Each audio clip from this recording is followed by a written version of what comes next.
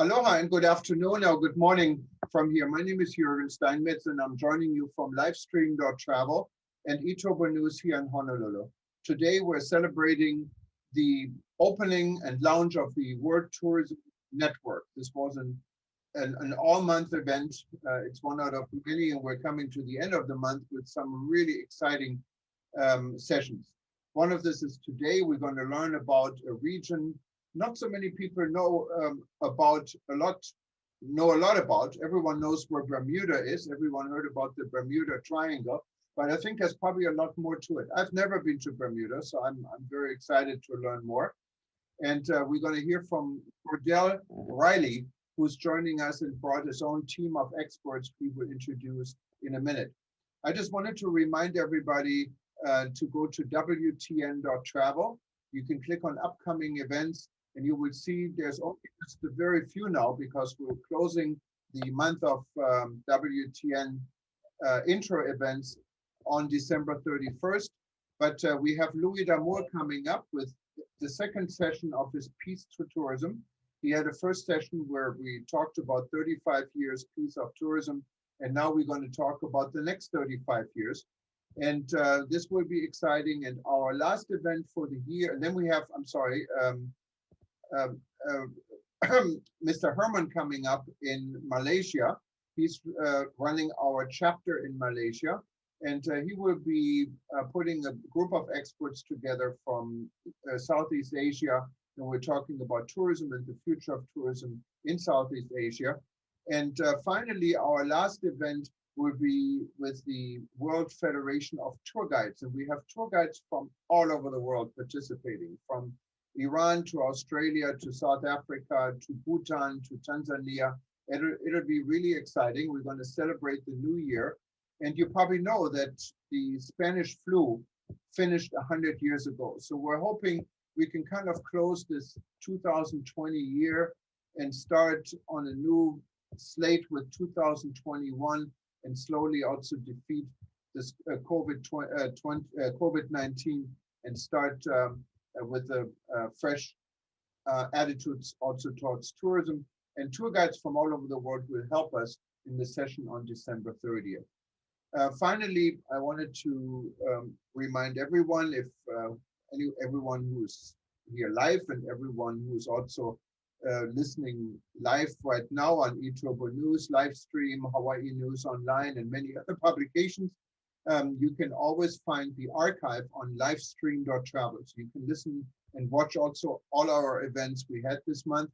And we hope you're joining WTN.travel. Just go to WTN.travel and become one of us. World Tourism Network is a new organization. We started out of the discussion on rebuilding.travel, what we had been facilitated since ITB in Berlin. And ITB didn't happen, but we had our meeting in March together with PATA. And this was a discussion that was quite active. Many of you were involved. And now WTN is to structure this.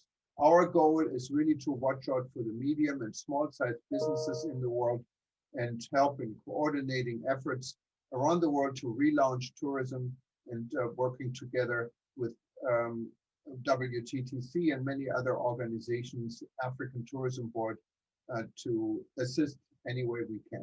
Without further delay, I'd like to welcome Cordell Riley. He's joining us from the beautiful island of Bermuda. Welcome.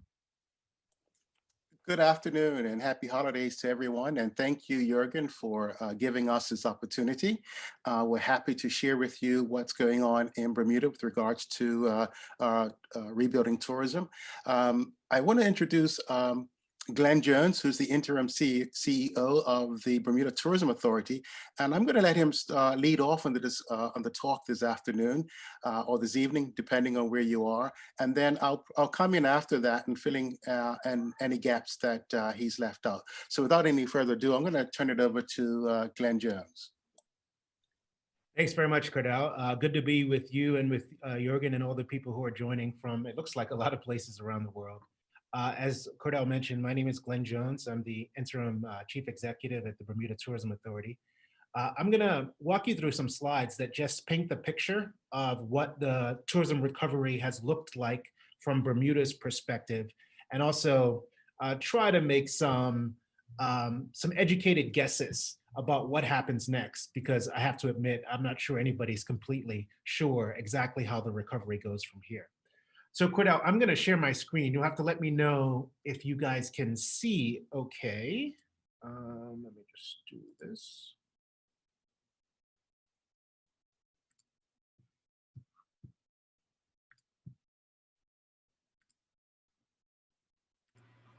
Yeah, we can see it.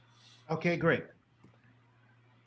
So I guess the first thing I should do is explain to you, of course, if you don't already know, that Bermuda is an island about 90 minutes from New York by airline, a couple of days by cruise, and we're isolated. So when the government made the decision on March 20 to close to regular air traffic, it had a halting effect on the tourism industry in Bermuda.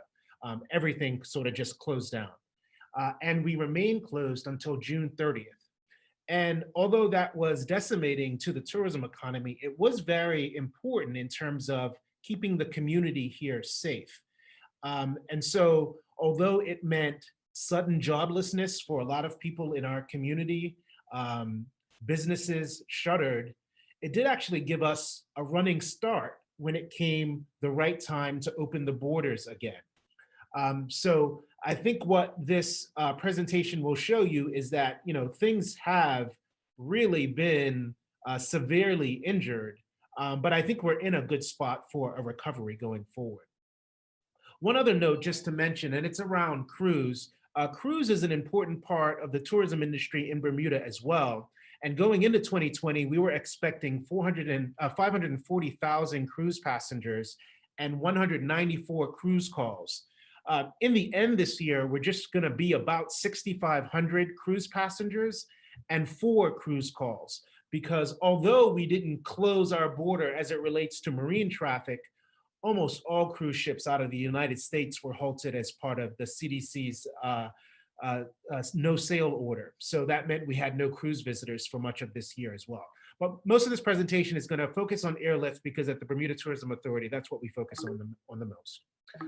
All right, so first up is airlift capacity. This is really important to us because if you can't get people here by plane, you really can't get the tourism economy going. So this slide really shows you exactly what we were dealing with from a numbers perspective this year. So in the top left are the number of airline seats that fly to Bermuda each year. And you can see over the past 5 years, it's been over 500,000.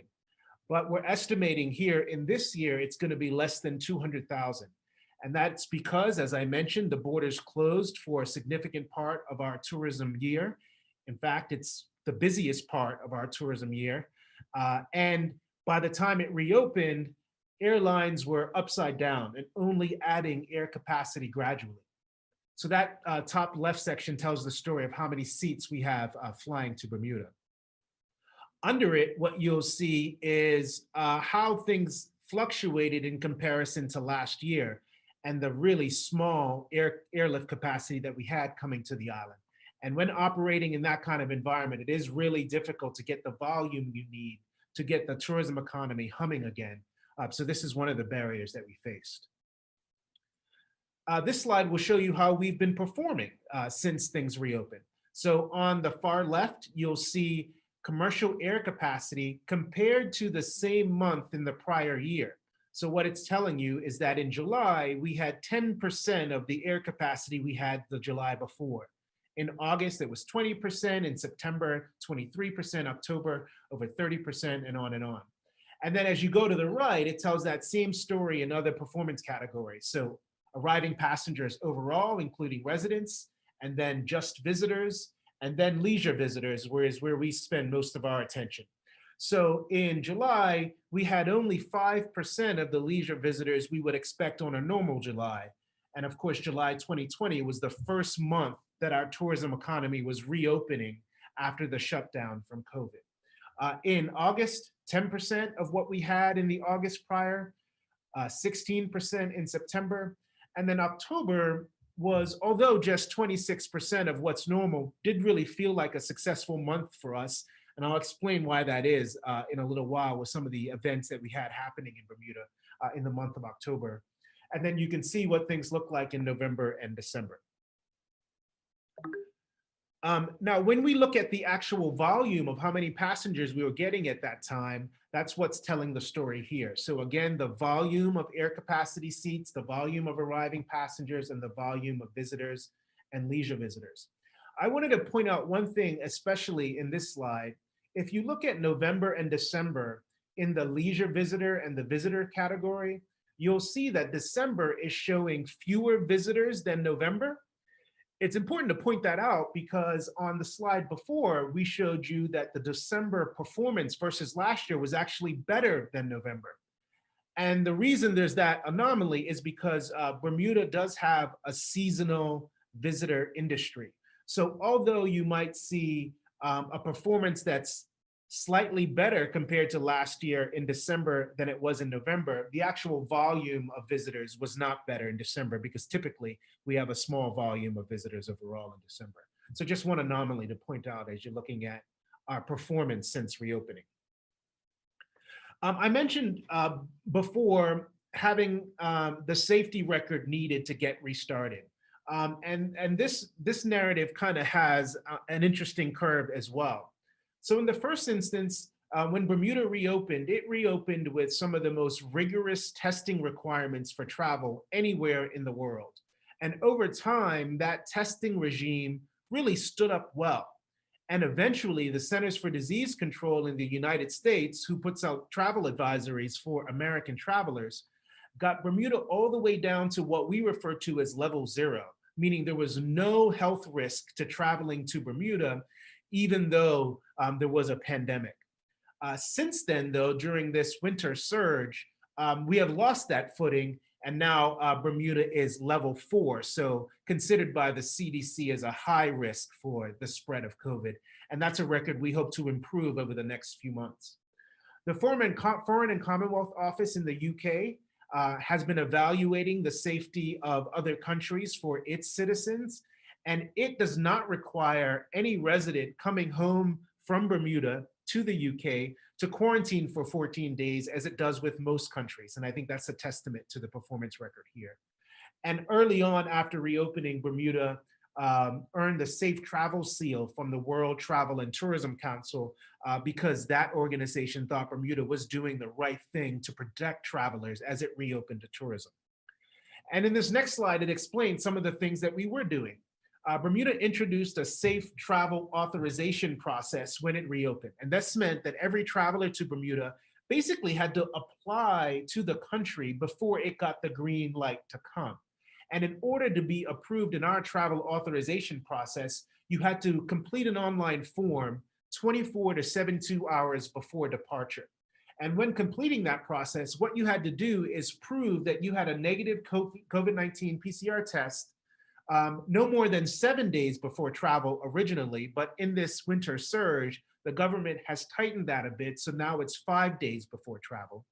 You need to upload that PCR test as you are filling out the travel authorization process. And then when you arrive in Bermuda, assuming that you have been approved, you have another COVID-19 PCR test when you land. Once you take that test, you're expected to go to your accommodation and quarantine until that test result is returned negative. Typically, that happens between 6 to 10 hours. It can take a little bit longer if the volume is larger, but in most cases, it's never more than 24 hours. And then once you get that second COVID-19 negative result, 2 within a week, because you took one before you traveled, that gives you the opportunity to go out and enjoy the Bermuda leisure visitor experience. I should mention that recently, a longer quarantine period has been introduced for travelers from the UK. That's in response to the new strain of COVID-19 that we've seen from that country. And then once you're in Bermuda, there are additional tests on days 4, 8, and 14 of the visit. And that is the full package of the testing regime for any visitor who's coming to Bermuda, and that testing regime has stood up pretty well. In order to make travel a little bit easier for leisure visitors, we've collaborated with a couple of organizations in the US to make COVID testing easier. Costco Wholesale has a partnership with a company called Azova Health, and they provide PCR saliva testing that can be sent to your home in the mail. You can take the test while a clinician observes you virtually taking the test, and then you can mail it and get your result, and that result can be used in our travel authorization process. And we have a second partnership in New York City, because most of our travelers come from New York, where you can get a PCR saliva or nasal swab test in person in Midtown Manhattan, and then use that test result to complete the traveler authorization process. I'll walk you through next some of the recovery strategies that we've introduced here in Bermuda. One of the things we realized very early on is that we needed to work very closely with our tourism stakeholders on the ground, because if we could not help them find volume and business returning into their doors, that they wouldn't be around when when COVID-19 passed. So there were several things that we did in that regard. These are some of the promotions that we had after reopening in July, in one case in late May, while the borders were closed. But these are some of the things that we did after reopening to try to stimulate spending from travelers, but they were low volume, so there wasn't a lot of travelers to market to, but from residents as well, who weren't traveling and were looking for experiences for them and their families. And so we marketed these recovery strategies to them as well. And this really, we think, helped to get the tourism economy going again, even though it wasn't seeing the volume of visitors it would ordinarily see.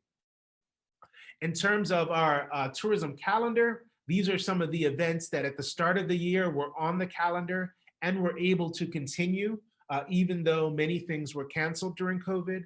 And then on top of that, what our team did is layered some promotions on top. Some of them you saw in the previous slide, just to fill in the tourism calendar as much as we can in a way that it appealed to visitors who were coming, but also to residents who were not taking the typical trips that they might take in the summer and the fall. The highlight for us this fall were these sporting events, because what we found is that professional sports all over the world are having a real difficult time getting restarted. And we were able to create a safe environment in Bermuda using our testing regime for some of these sports to get restarted. So this fall in Bermuda, we had the Bermuda Gold Cup, which is a sailing event that typically would happen in the spring. It got moved to the fall, and professional sailors could come here to compete in that event. And then the World Match Racing Tour attached its event to it as well. And those two sailing competitions could happen in parallel, safely in Bermuda, with all the competing athletes and all the people associated with the event going through the testing regime. And they were able to do that successfully with no positive test results. World Tens Rugby Series is a new rugby league that had ambitions to start this spring by making stops in, I think it's 7 countries around the world. When the pandemic hit and they were no longer able to do that, they started scouring the globe for a place that they can take all the teams and have a tournament style start to the league. And they found that home here in Bermuda, and the World Tens Rugby Series was here from October 24th to November 7th. And then the PGA Tour has an event in Bermuda, the Bermuda Championship, which we were able to keep on the calendar at its original date, October 26th to November 1st. And all the players and all the associated officials that are and fans associated with that event came to Bermuda, and they were able to have their event here safely as well. And those 3 events, we think, played a critical role in us to having our best recovery months thus far since reopening in July. I'll walk you through next what our hotel inventory looks like, because that's an important part of the recovery as well. I want to give you that picture. So pre-COVID, Bermuda had 2,300 hotel rooms, 2,344. And then you can see the progression of those hotel rooms since reopening. So in July, we were really only operating with 345 hotel rooms. And you match that with the very limited airline capacity that was coming to Bermuda. It's a very constrained environment. But as confidence grew in the testing regime and the return of airlift, more hotels found it safe to reopen and to bring tourism workers back to work. So by October, when we had the month with the heavy sports activity, we were up to 66% of our pre-COVID inventory. I should note here, though, that our largest hotel, Fairmont Southampton, has not reopened since shutting down for COVID and is now going through a refurbishment process where they hope to reopen sometime in 2022. It's a blessing and a curse because that's inventory we would love to have to generate demand to come to Bermuda. But the truth is that hotel is our biggest group property. And if group travel is severely injured right now, it makes sense to us that they will use this time to enhance the product that they offer in group travel and then reopen in 2022 as hopefully one of the hot new properties in the region. We're up for December 2020, we're at about 63% of what would be our typical hotel inventory at this time. And we hope by April of next year to be at 73% with a new hotel property opening. That's why you see 121 rooms there in yellow. There's a St. Regis property that's due to open at that time.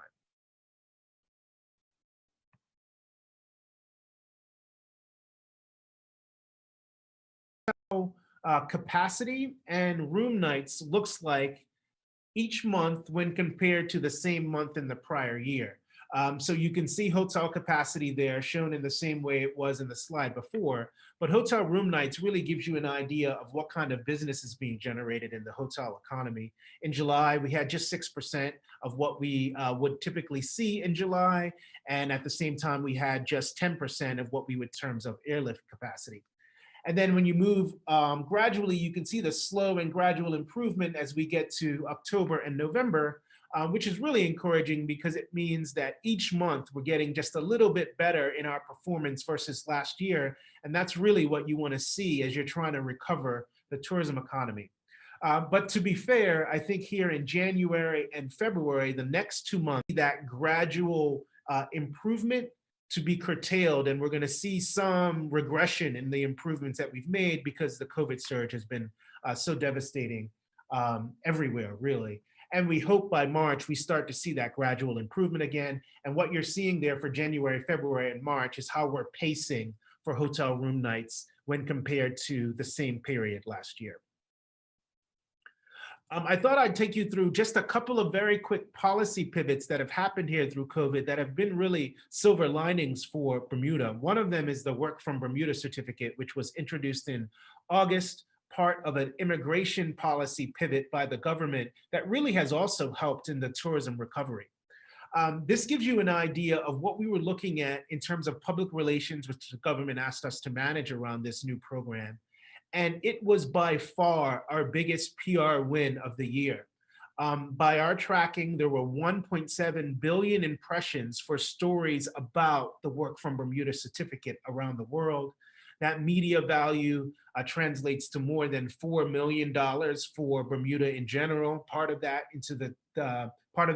for the tourism economy specifically, and then that just gives you an idea of the coverage that was out there, either generated by our organization or generated organically. And there are 587 applicants as of December 16th of this year. 508 have been approved, so there's a high approval rate in this application process. 56% of those who have been approved have already relocated to Bermuda. And I can tell you one of the real bright spots in those people who have moved to Bermuda, a high percentage of them are not what you might traditionally think of for digital nomads. They are C-suite executives, business owners, people who have moved with their whole family, so they have dependents that have come with them. So that's really been helpful to getting the tourism economy restarted, because although these Work from Bermuda certificate holders are residents, their behaviors are a lot like visitors, and that's been very welcomed in the tourism recovery. One other pivot to mention here is around super yachts. At the start of the year, the government enacted some new policies that made Bermuda far more welcoming to this subset of visitors. And although everything is slowed because of COVID, This is one area where we've even seen in some months growth on visitation from years previous. So we think this gives us a good, strong footing for when things normalize to really win with this audience that has been attracted by our safety record, attracted by Bermuda's isolationism and climate and mild climate. And I think that we're going to see some real benefits to that in the immediate aftermath of COVID. All right, so some key takeaways here. Although Bermuda has certainly been slowed by COVID's winter surge, I think what the trends have shown us thus far is that a slow and gradual recovery will occur in 2021. No way, we don't think it gets us back to where we were in 2019, but we think the slow and gradual recovery can occur, restarting again in 2021. We'll see smaller volume from visitors, no doubt, but people are staying longer, and that's been very helpful because it's generating more spending per visitor. So those are some of the trends that we've seen, and affluent travelers are returning to travel first, and we think that's a trend that will continue in 2021. Volume visitation, as we've been talking about, is severely curtailed, including groups, and we think that'll be the case throughout 2021, but there are certain groups which Bermuda is focusing on because it thinks it can win in those areas. And that is sports, as you saw in the example from October, but going forward, we think destination weddings can be a real winner for us because couples, especially in the Northeast, have not been able to have gatherings, have not been able to have the weddings that they want. We think we can convert some of those people to destination weddings where our testing regime helps them to ensure that the people attending their wedding are not at the risk of spreading COVID, and they can have the people there that they want to celebrate that special day. So those are some of the key takeaways for us going into 2021. And I'll end the presentation there to turn it back over to Cordell to lead us through some question and answers. Thank you, Glenn. What I will do is I'll just talk a little bit about what else we're doing, and I'm going to share my screen. And talk a little bit about some of the things that we are doing on this end on the ground. So I just wanted to first of all, for those of you who don't quite know it, Glenn did mention it from the beginning. Those of you who don't quite know where Bermuda is, this is just a visual to put Bermuda in perspective. We're about 570 miles from Cape Hatteras in North Carolina. So 1.5 hour flights, 2 hour flights, basically. To get to Bermuda.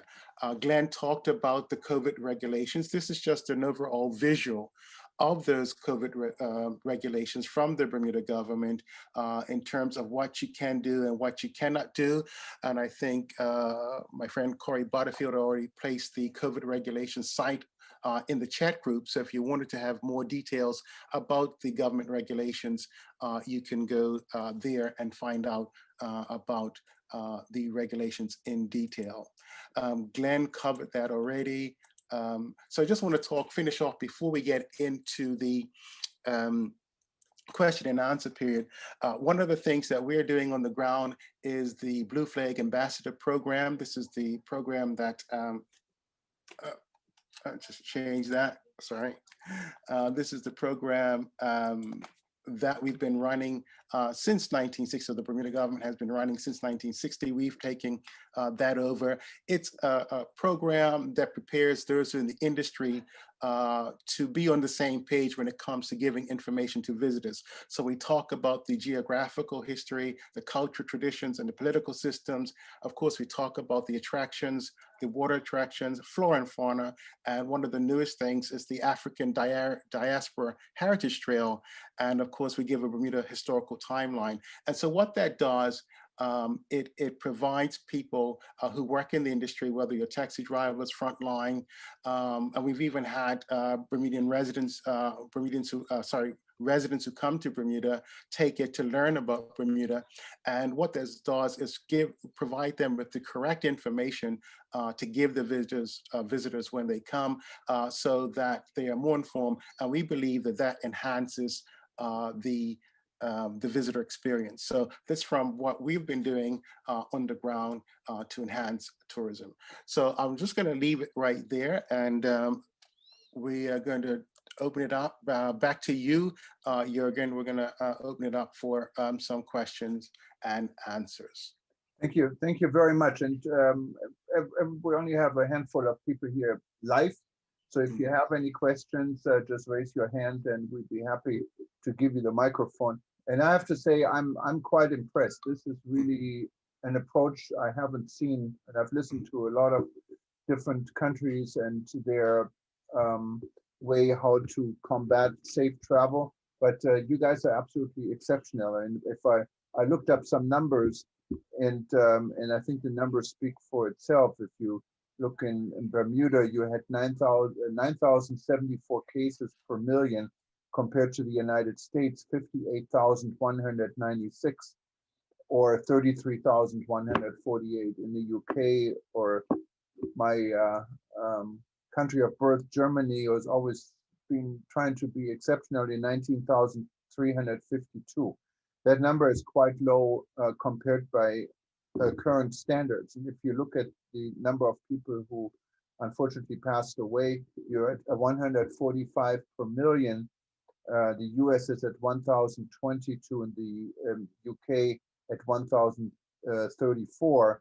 And finally, what's probably the most impressive number is the testing. And I know there has been a lot of talk about testing and testing available and not available.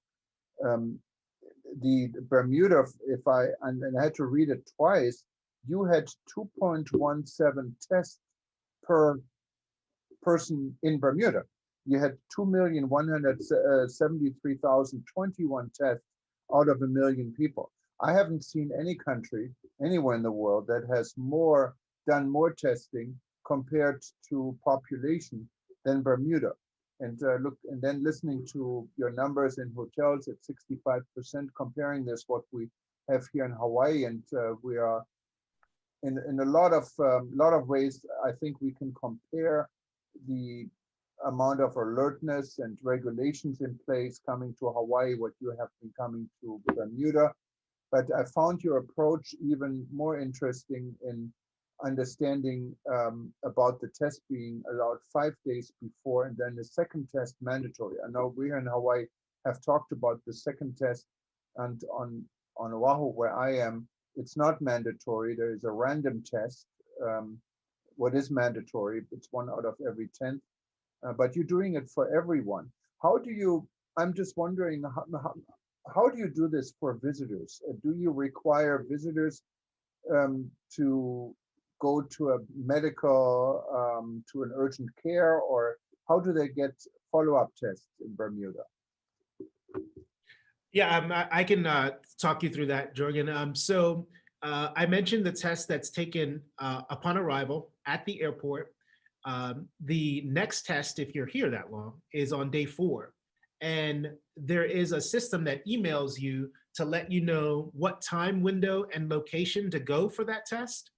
The government stood up a testing facility in an old post office in the center of Hamilton, which is also the kind of center of the country. And visitors are expected to go there to get their test. What's been fantastic is that the efficiency of the process conveys confidence to the visitor about how safe the destination is. So when we surveyed visitors in our exit survey, 96% of them said they felt safe or very safe during their visit to Bermuda. And when you dig a little bit deeper, it's because they found great efficiency in the process of how they were handled at the airport, how frequently they were tested. Everywhere they go, someone records their name and information for contact tracing. Masks are worn indoors almost universally. So all of those things together is, I think, what gave visitors confidence in choosing Bermuda, because in the early going, safety was the #1 priority. It was being bested by, it was even besting beaches as the reason. So people who were choosing Bermuda ended up looking at a very short consideration list of places that were really taking the pandemic seriously. And I think that's what's helped us to rise to the top. And anyone who wanted to ask a question, please jump in here. I just have so many questions on mine, so I'm going to continue. But if I see someone raising hand, we give you the microphone immediately. But I'm wondering, how is the regulation, if any, for arriving airlines? I know there has been a lot of talk, like in the Middle East and the Gulf region, that I think Emirates and Etihad and also Qatar Airways require a test before you actually board a flight. And the same regulations now, I think, is in place since yesterday for UK travelers arriving in the United States. They have to get this test before they get on the airline. You require a test 5 days before. Is there any other requirement for passengers to board a flight to Bermuda or to take off from Bermuda? So Bermuda's agreement with all the airlines that fly here is that every passenger who boards must first have an approved traveler authorization. And that's the form you fill out online where you upload your test result. You also pay a $75 fee.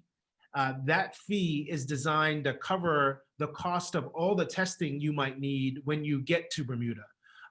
So as long as when you're boarding the flight, you can show them the approved traveler authorization that you received electronically, you can board. Without it, you can't. And there have been cases where that's been the issue, where someone didn't fill it out, didn't get it in time, and didn't have it returned. The only way you can board is with an approved traveler authorization. I know from experience right here in Hawaii, we also require a test for passengers arriving from the US mainland. And this test specifically in California has simply not been available. So we had a lot of tourists that booked vacations to Hawaii, paid for their hotels, for their airline tickets, only to be either stranded or they were allowed to travel and then still had to observe a 2-week quarantine, even if the test result came back eventually negative. How do you, is testing available? I know your main source market in the United States, you mentioned it, is the East Coast, New York, obviously because of your geographics. Are these tests readily available? You mentioned Costco. We also allow the Costco test. I'm familiar with this. But what about like walk-ins at Walgreens or Longstruts or any of these guys? Is there plenty of these tests available in the United States for passengers going to Bermuda?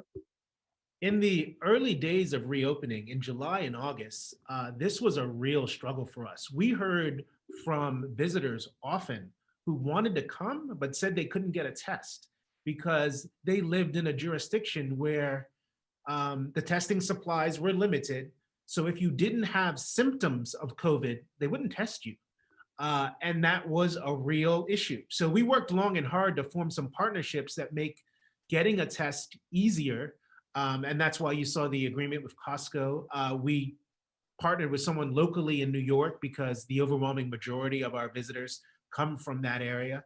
But access to testing generally is a lot easier now than it was in July and August, especially.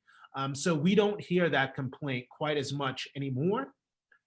One of the things, though, we had to solve for is making the testing easily accessible for returning residents who wanted to get a flight. Because in some cases, if you're not a resident of the place that you're visiting, like Bermudians would be when they travel, they had trouble accessing a test. And that was also a motivator for the collaboration with Costco, because that test is available to anyone as long as you just pass the very short online health assessment that you're required to take before you buy the test. Now, Bermuda, for a lot of different areas, we've been talking on this group and on rebuilding about regional and local tourism. That may not be such an issue, I think, for Bermuda, because I don't know how big is Bermuda. You probably don't have local tourism or regional tourism, because the region, maybe you could expand to Bahamas or to other parts But this is all far away, and actually the US could be considered regional tourism. Was this anything in the interim you guys did, that local people travel and stay in hotels to get a better understanding about how tourism works in their own country? Well, I think I'll jump in before Glenn offers any other comments. This was my wife and I's 30th anniversary, and we had planned to go to Miami and then cruise back to Bermuda on one of the cruise ships. And of course, that was in April, and that sort of sidelined those plans. But what we have been doing is staying in various hotels that have been open. So we've stayed in 4. Domestic tourism, of course, is not as great as it could be because we're such a small jurisdiction. But we do have a staycation plan. I think Glenn will comment on that more.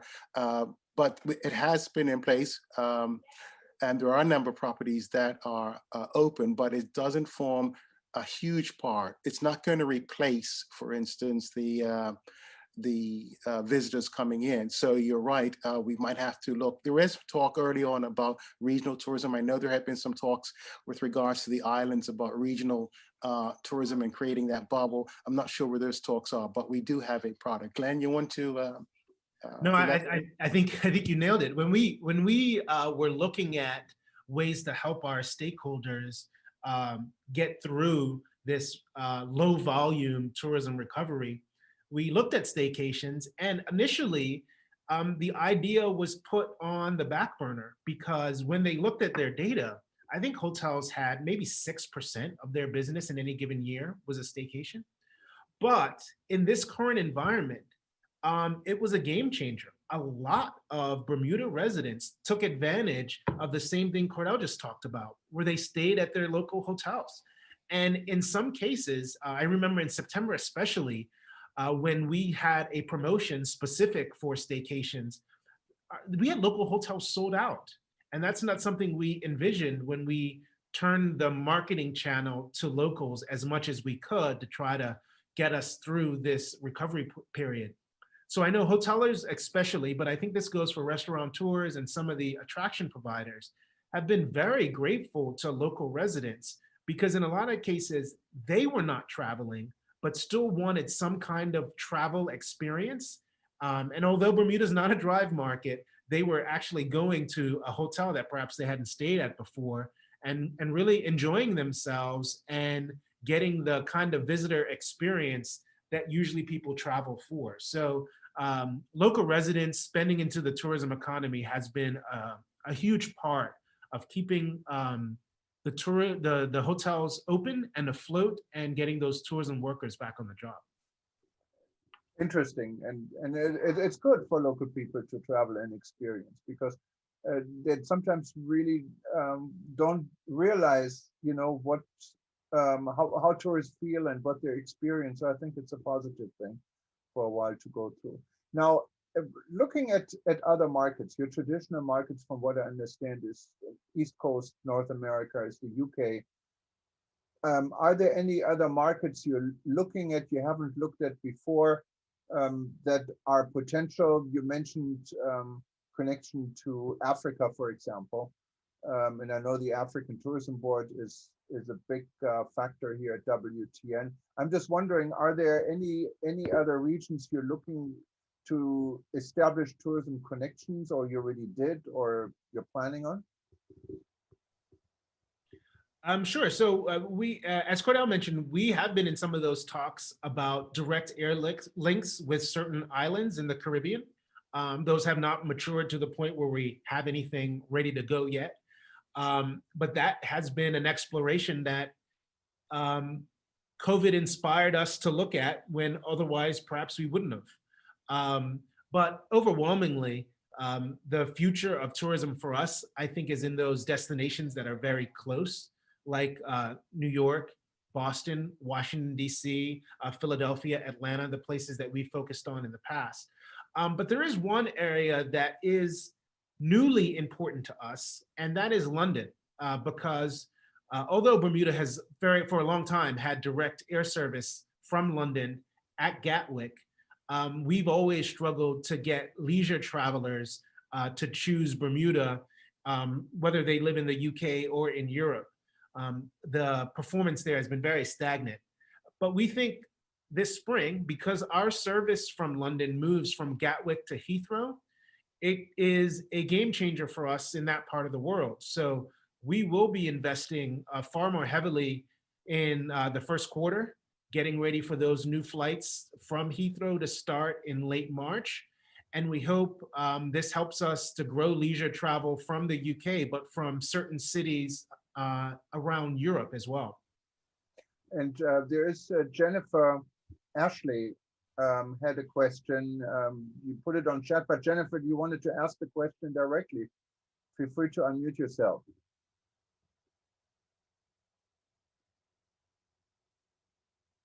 Okay, maybe she doesn't have a microphone. So let me read the question Jennifer put to the forum. She says, what happens if you are in Bermuda for only 7 days, tested negative coming in, but after the 4 days, test again, you tested positive? Will you have to quarantine until you are tested negative?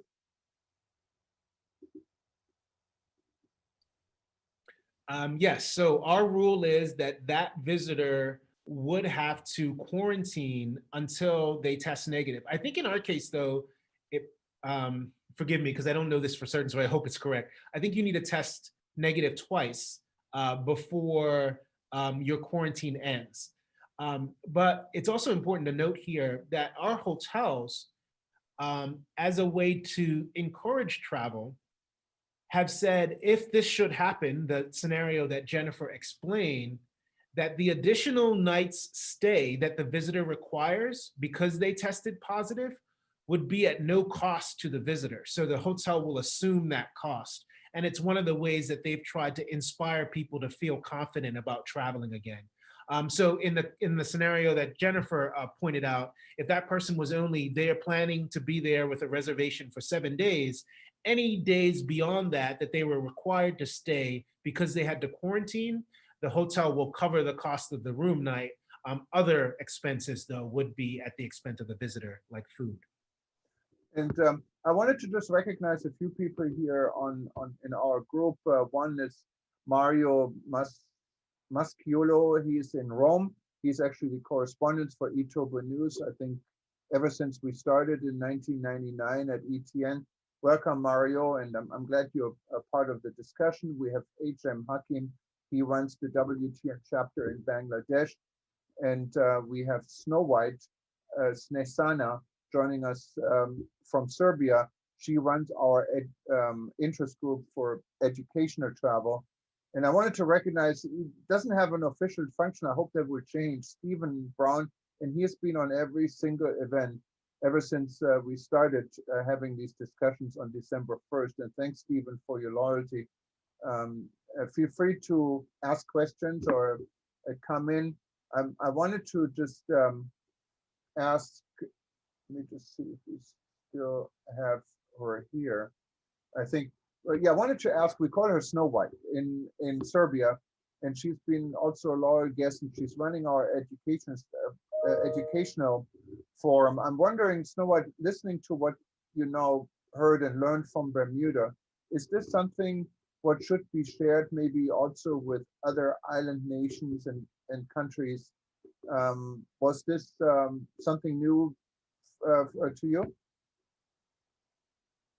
Good evening. I think that it is very important what I've heard tonight, as it is, I can see you now.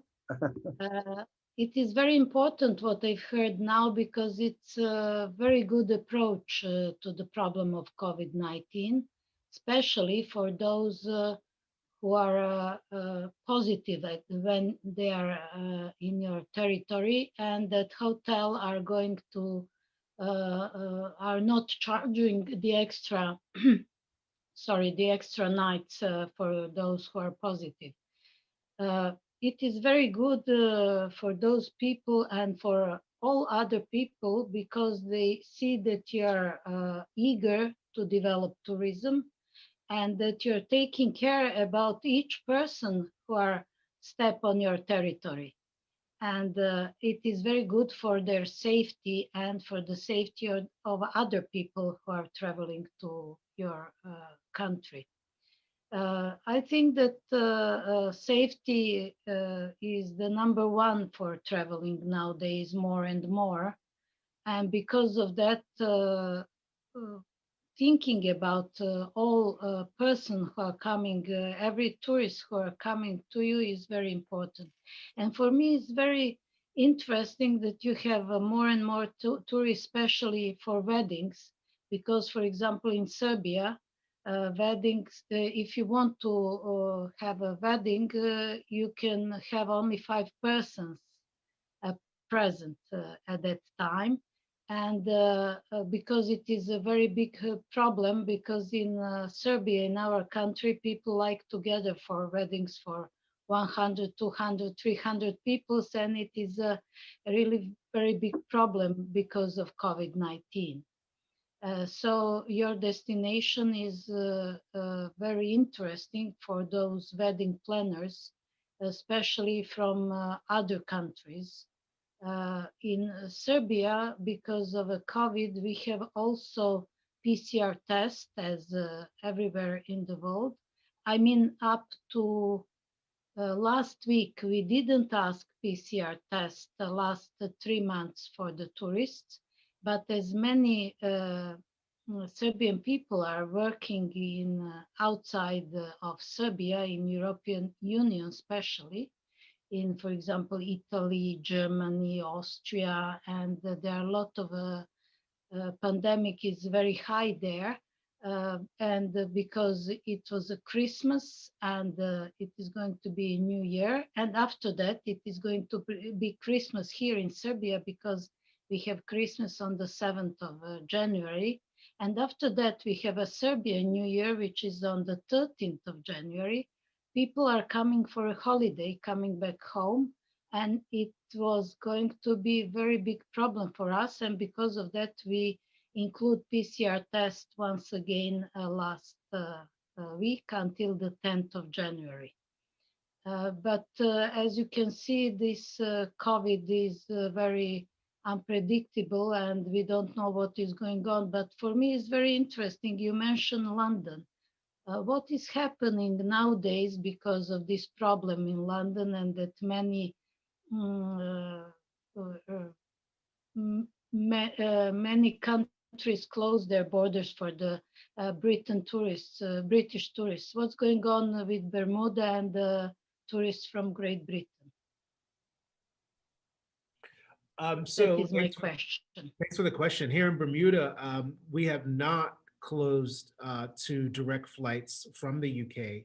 However, anyone who is inbound from the UK or has been in the UK in the past 14 days is required to quarantine longer than visitors from any other place. So even if that UK visitor has a negative test before they left and when they arrived at the airport, they still must quarantine until they have a third COVID-19 negative test on day 4 in our system, whereas everybody else is allowed to get out of quarantine after that second negative test. So that is the approach that the government has taken as it relates to travel, specifically from the UK, and they introduced that just earlier this week.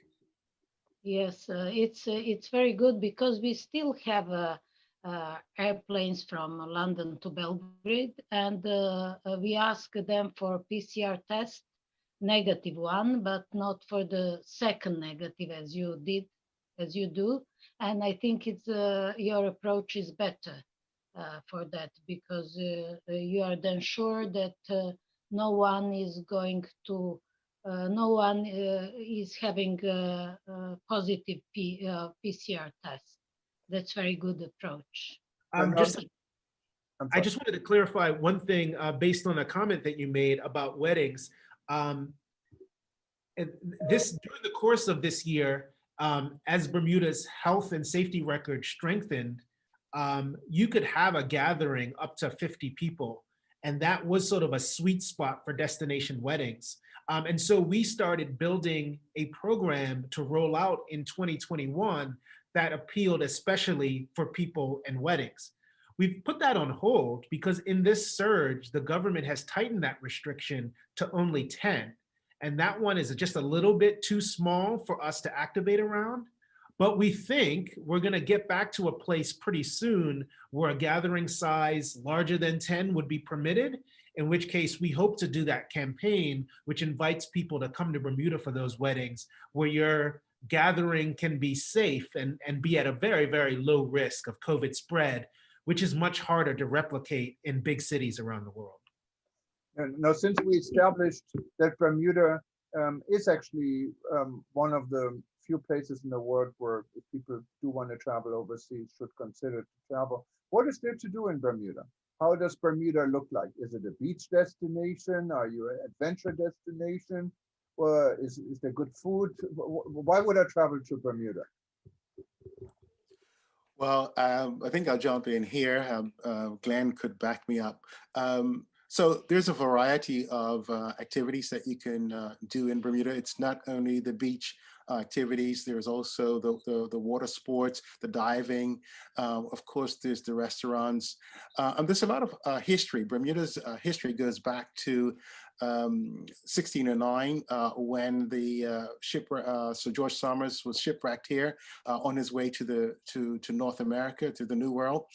And so our history really mirrors that of the UK, where we have the oldest parliament outside of the United Kingdom in Bermuda. And so there's a lot of things to do surrounding history, and of course our connection with the US and the US Confederate Wars. Bermuda played a role in those wars. In terms of smuggling gunpowder to the United States. So there's lots of history here for particularly the US visitors, but also for the UK visitors. So rather than just being a beach destination, there's a whole cultural aspect to Bermuda, and there's a lot of tourists that's being generated around that. I mentioned earlier the African Diaspora Heritage Trail. That's something that was started back in Bermuda in 2005, and it ties where all the African diaspora has been residing. So there are monuments and there are attractions that built. For instance, there's a church that's in Cubs Hill in Warwick that was built in the moonlight by slaves in 1827. And so you can take this tour. So there's many, many things to do in Bermuda. And although we're 21 square miles, people come and say, well, you're only a small island, but they find that if they stay 2 weeks, there's still things that they haven't done that they wanted to do. So Glenn, you can just jump in now if there's anything I missed. No, I think you nailed it, actually. But maybe there's one thing I would underscore, just in terms of the marketing during this pandemic, is it seems to us that people are very attracted to the open air experience that Bermuda can provide, so that rich culture and heritage is the underpinning of everything. But the visual of someone being able to explore our railway trail, which is a island length water hugging national park that you can mountain bike ride or run or walk or bird watch, that you could find a beach where you and your companion are literally the only people on that stretch of beach. And it's one of the most beautiful beaches perhaps you've ever visited in any of your travels. So although they come for that reason, I think they find all these other treasures that Cordell is talking about. Then when people come to Bermuda, where do they stay? You mentioned you shared some of the hotel properties you have. Do people stay 100% in hotels, or do you have bed and breakfast, Airbnb? What are the options, and how expensive is it to travel to Bermuda?